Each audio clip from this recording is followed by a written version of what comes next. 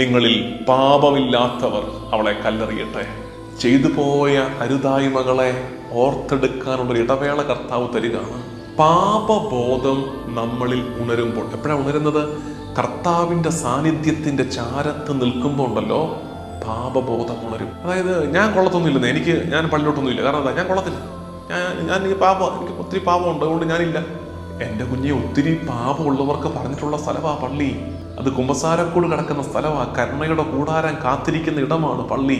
ഇപ്പൊ ഈ free thinkers അവർ വല്ലാണ്ട് പറഞ്ഞു പരത്തിക്കൊണ്ട്, നേരത്തെ തൊട്ടേ ഉള്ള ഒരു ആരോപണമാണ് ക്രിസ്ത്യാനികൾക്ക് മേൽ. ഇപ്പൊ അത് കൂടുതലായിട്ട് അവരെ ജനകീയമാക്കാൻ നോക്കുന്ന ഒരു ചിന്ത, ഈ ക്രിസ്തീയ മതം മനുഷ്യരിൽ പാപബോധം കുത്തിവെക്കുന്നു. പാപബോധം കുത്തിവെക്കുകയല്ല, ദൈവസാന്നിധ്യത്തിന്റെ ചാരത്തേക്ക്, വചനത്തിന്റെ ചാരത്തേക്ക്, വിശുദ്ധ കുർബാനയുടെ ചാരത്തേക്ക് ഒക്കെ മനുഷ്യൻ വരുമ്പോൾ സ്വാഭാവികമായി പാപബോധം ഉണരുകയാണ്. ഇനി ക്രിസ്ത്യാനിയെ സംബന്ധിച്ച് പാപബോധം കുറ്റബോധമോ നിരാശയല്ല. കാരണം എന്താ?